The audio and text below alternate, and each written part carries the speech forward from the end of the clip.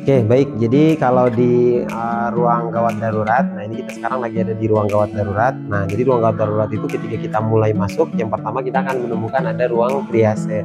Nah, ruang triase ini diperuntukkan untuk memilah, untuk menilai kondisi pasien di awal, untuk menentukan dia triasenya masuknya kategorinya warna apa. Sesuai yang ada di sini, ini ada merah, ada kuning, ada hijau, ada hitam. Nah, nanti ketika kita sudah nilai pasiennya, kalau pasiennya hitam, berarti kita antar pasiennya sesuai dengan jalur yang hitam. Kalau pasiennya hijau, berarti kita antar sesuai dengan rute jalur yang hijau, kuning maupun yang merah. Jadi kita mengantarnya sesuai dengan jalur tersebut. Jadi kalau sesuai dengan yang ada di sini, hitam itu diperuntukkan untuk pasien yang meninggal. Jadi kalau pas kita periksa di triase ternyata dia sudah meninggal, maka diantar sesuai dengan jalur yang hitam. Kalau yang hijau itu untuk pasien yang kondisinya tidak ada gawat, tidak ada darurat. Nah, tapi kalau yang kuning itu dia kondisinya biasanya dia mengalami kondisi gawat tapi sifatnya tidak darurat, artinya pertolongannya masih bisa ditunda. Tapi kalau yang merah itu dia mengalami kondisi gawat dan darurat. Contohnya pasien yang henti napas, henti jantung.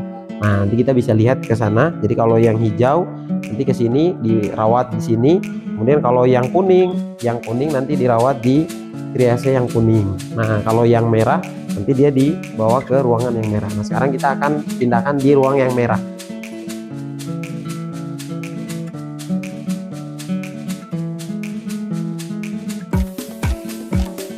Nah, ini kita berada di ruang penanganan untuk triase warna merah. Nah, di triase merah itu tadi disampaikan bahwa pasien yang kondisinya gawat dan darurat, sehingga biasanya di triase merah itu ada troli emergensi, di dalamnya ada biasanya di troli emergensi itu ada kebutuhan untuk penanganan airway, penanganan jalan napas, kemudian ada breathing dan ada sirkulasi, termasuk obat-obatan ada di dalam troli emergensi. Dan biasanya ada monitor juga untuk dibutuhkan kalau pasien itu butuh pemantauan. Nah, jadi kalau untuk oksigen biasanya langsung di oksigen sentral. Udah seperti itu.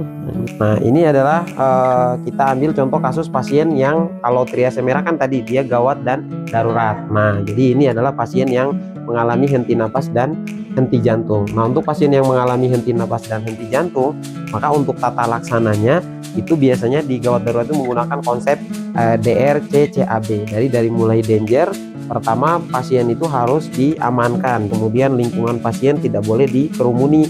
Jadi kalau ada keluarga pasiennya diminta dulu untuk keluar. Nanti kita akan melakukan tindakan pertolongan kepada korban atau kepada pasien yang akan ditangani. Kemudian setelah danger, kemudian ada cek respon. Cek respon itu pasiennya ditepuk. Kalau tidak ada respon, kita lanjut ke call for help. Kalau orang tidak sadarkan diri, minta bantuannya, kita minta ke teman-teman sejawat untuk mengaktifkan code blue. Karena ini di GD, kita tinggal minta tolong bawakan troli emergency. Nah, ini adalah troli emergency-nya. Nah, kemudian nanti setelah itu, setelah respon call for help, kemudian kita lanjut ke cek nadi. Nah, cek nadi itu dilakukan di nadi karotis yang ada di leher. Jadi ditekan seperti ini, kemudian kita memperhatikan dadanya selama 10 detik. Jadi kita menghitung 1.000, 2.000, 3.000, 4.000, 5.000, 6.000, 7.000, 8.000, 9.000, 10.000. Nah, setelah 10 detik kalau tidak ada nadi dan dadanya tidak mengembang, maka segera lakukan kompresi dada. Nah, nanti untuk kompresi dada itu dilakukan selama 30 kali kompresi, kemudian pasiennya diberikan 2 kali ventilasi atau 2 kali bantuan napas. Nah, untuk kompresi indikatornya ada di sini. Jadi target kita adalah kedalaman kompresi itu 5 sampai 6 cm. Jadi ada di hijau. Nanti kalau di sini dia kuning, ini hijau, di sini merah. Nah, kemudian untuk pemberian bantuan napas itu kita menggunakan alat. Nah, alatnya namanya menggunakan BVM atau back valve mask. Nah, nanti bisa dibantu nanti satu orang di bagian kepala sini, kemudian dipegang seperti ini.